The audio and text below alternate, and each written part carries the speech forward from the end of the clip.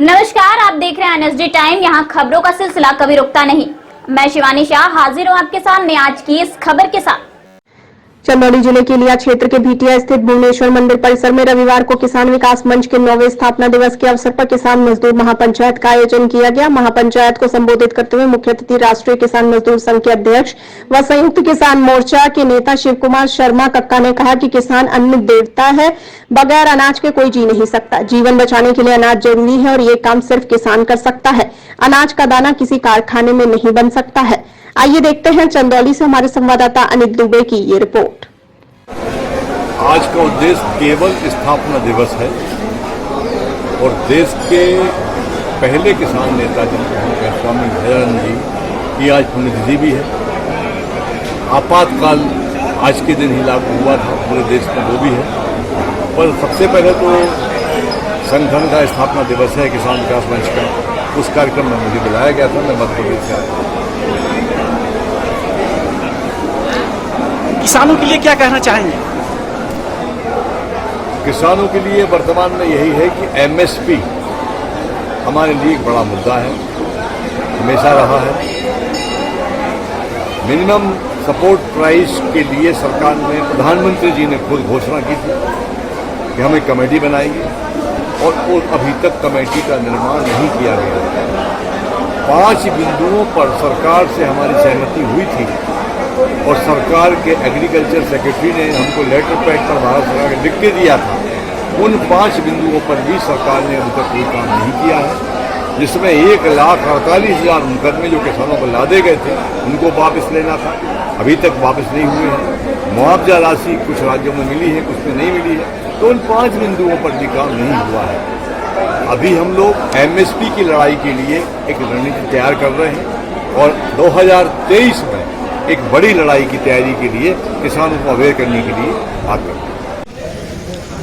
आप अपना नाम बताइए। राधे श्याम पांडे। आज के कार्यक्रम का उद्देश्य क्या है? मैं राधे श्याम पांडे, अध्यक्ष किसान विकास मंच चंदौली। आज के कार्यक्रम का उद्देश्य मूल रूप से एमएसपी पर गारंटी कानून लेना है।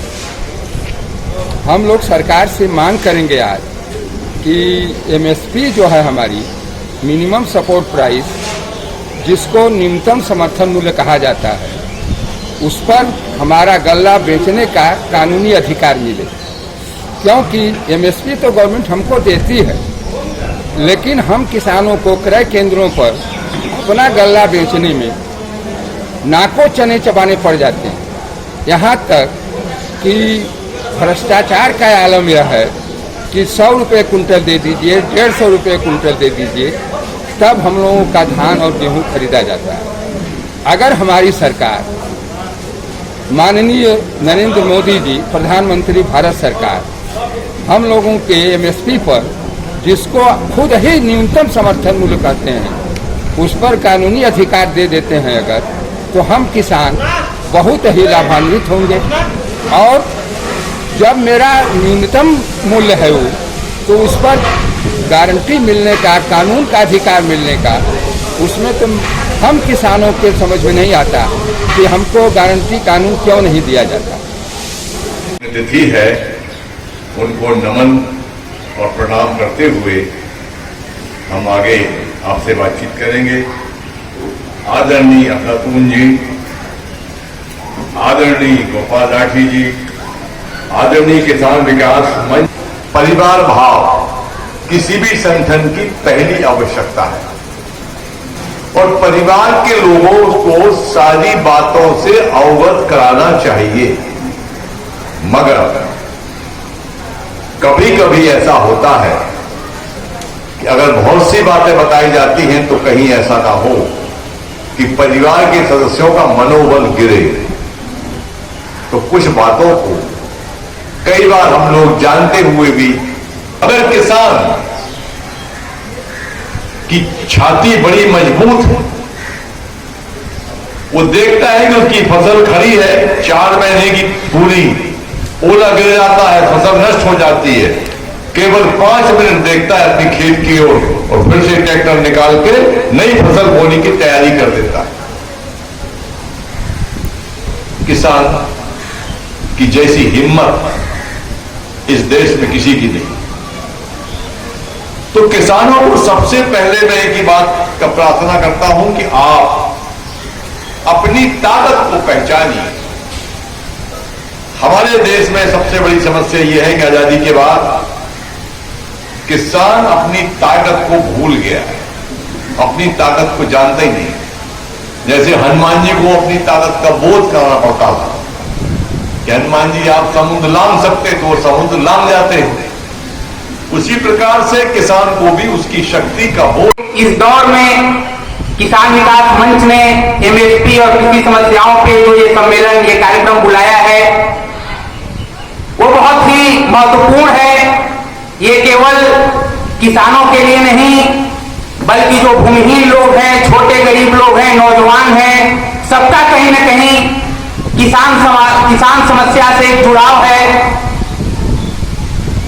हम लोग जानते हैं कि हमारे देश की आधे से ज्यादा आबादी 50%, कुछ लोग बोलते हैं 60% तक आज भी कृषि के इर्द गिर्द घूम रही है, जो कि खेती किसानी पे ही निर्भर है।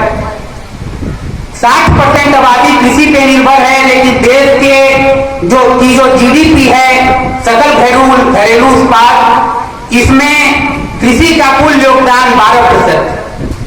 हम बात पे अमेरिका जैसे बड़े पूंजीवादी साम्राज्यवादी देश की तरफ देखते हैं, लेकिन आपको जान के ये ताज्जुब होगा कि वहां 10% आबादी कृषि पे निर्भर है और उसका जीडीपी में कुल योगदान 25% है। के बाद भी किसानों का जो आय है वो कुल मिला के 19% से ज्यादा नहीं बढ़ा है। हम लोग जब हाई स्कूल में थे तो 500 रुपया गेहूं का दाम था क्विंटल, आज बढ़ गया है बहुत, लेकिन लागत मूल्य से यदि हम उसको निकाल घटा कर देखें तो 19%, 20% से ज्यादा किसानों की आय नहीं बढ़ी।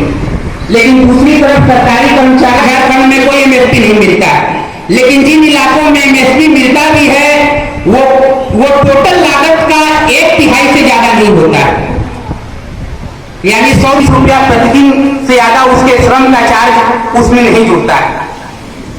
इसके बावजूद जो है चंदौली में और उत्तर प्रदेश में, जैसा कि सब लोग जानते हैं, 14% से ज्यादा लोगों को एमएसपी पे उनकी खरीद नहीं होती। और अभी जयनाथ जी ने यहाँ पे हाथ उठाया तो एक भी हाथ नहीं उठा जिसने 1867 रुपया पे अपना अनाज बेचा हो, जो कि एमएसपी भारत सरकार द्वारा निर्धारित। जुड़े हुए जितने लोग थे उसमें 16% लोग भूमिहीन थे, लेकिन आज कम से कम 25 से 27-30% तक लोग जो खेती से जुड़े हैं भूमिहीन हो गए। क्यों? आपको किसी प्राइवेट कॉलेज में पढ़ने के लिए बच्चे को अगर भेजना है, जमीन का टुकड़ा बेचना है। ये जो पूरी के पूरी स्वास्थ्य की व्यवस्था है, जिसको आप लोगों ने देखा इस महामारी के दौरान, भगवान न करे जिनके घर में उस बीमारी का प्रकोप हुआ, 40-40 हजार रुपया छोटे छोटे अस्पताल वाले दे रहे थे। सरकार कोई जिम्मेदारी नहीं निभा रही थी और कह रहे थे, आज प्रचार किया जा रहा है कि आप मोदी जी के वजह से जिंदा, उनके वजह से ये हो रहा है। और ये सबसे बड़ी महामारी सैकड़ों साल तक जो चली थी और पूरा विज्ञान तकनीक सारी चीज फेल। सहजानंद सरस्वती जो आपके उत्तर प्रदेश के गाजी में पैदा हुए थे, उनकी आज निधन हुआ था। उनका भगवान है और रोटी को पैदा करने वाला भगवान से भी बढ़कर है, तो इसलिए मैं किसानों को उससे भी बढ़कर मानता हूं। और दूसरी बात यह है कि मैं किसान हूं या नहीं हूं, यह ज्यादा महत्वपूर्ण नहीं है, क्योंकि अगर कोई महिला पर अत्याचार हो रहा है तो इसका अत्याचार का विरोध करने के लिए जरूरी नहीं है कि मैं महिला हूं। किसान मेरे देश का अन्नदाता है, मैं उसके साथ हूं। जैसे हमारे मोदी जी अपने मालिक अडानी और अंबानी साथ खड़े हैं, मैं भी अपने मालिक के साथ खड़ा हूं। दोस्तों, कक्का जी बहुत विस्तार से बात करेंगे, वरिष्ठ किसान नेता हैं, हमारे बड़े भाई हैं। और मैं आपको बता दूं कि मैंने कक्का जी की उम्र 24 साल की थी और मेरी उम्र 16 साल की थी जब मैंने कक्का जी को पहली बार रूबरू देखा था और उनके भाषण सुने थे। वो जब छात्र नेता हुआ करते थे दिखाई देता है। तो मैं कक्का जी जो हमारे ही क्षेत्र के रहने वाले हैं, हमारे जिले के, हमारे ब्लॉक के, तहसील के, तो आज कक्का जी सामने मैं 2, 3, 4 बातें करना चाहता हूं। जो समर्थन मूल्य पर चल रहा था, मेरी पूरी नजरें उत्तर प्रदेश पर टिकी हुई थी। मैं देख रहा था अखबारों में जो खबरें छप रही थी, उन्होंने कहा ये जो यादव बेल्ट है ये सपा में जाएगा, ये जाट बेल्ट है ये हैंडपंप में जाएगा, ये फलान लोग हैं ये वहां जाएंगे। मैंने कहीं भी कोई सी रिपोर्टिंग में नहीं सुना ये किसानों का गांव है ये वहां जाएगा। यानी जैसे जब चुनाव आते हैं तो किसान हिंदू हो जाता है, मुसलमान हो जाता है, जाट हो जाता है, यादव हो जाता है, वो किसान नहीं रहता। क्यों? ये वर्ग चेतना मुझे किसानों में नहीं दिखाई देती। इसीलिए क्या होता है कि हम उन्हीं के मोहरे बन जाते हैं, वो पंजाब हो या जो भी पार्टियां हैं उनके मोहरे बन जाते हैं और हमारी मांग एक तरफ रह जाती है।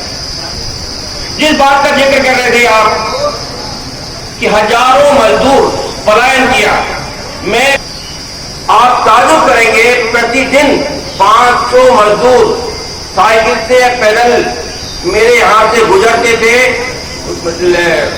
लॉकडाउन में मैं पूछता था आप कहां जा रहे हैं, कुछ बिहार के लोग होते थे और उत्तर प्रदेश के लोग होते थे जिनको समय नहीं दिया गया। और मुझे बड़ा अफसोस हुआ कि उन्हीं मजदूर साथियों ने फिर उनको जिताया जो उनकी दुर्दशा के लिए। इस कड़ी में बस इतना ही। ताजा तरीन खबरों के लिए बने रहिए एनएसडी टाइम्स के साथ। मुझे दीजिए इजाजत, नमस्कार। एनएसडी टाइम्स के लेटेस्ट खबरों से अप टू डेट रहने के लिए चैनल को लाइक करें, शेयर करें, सब्सक्राइब करें और अंत में बेल आइकन दबाना ना भूलें।